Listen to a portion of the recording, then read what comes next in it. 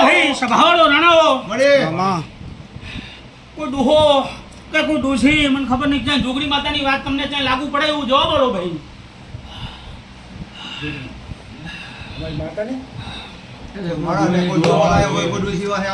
જોગણી માતાની છે તમને વાત લાગુ પડે એવું કહું છું.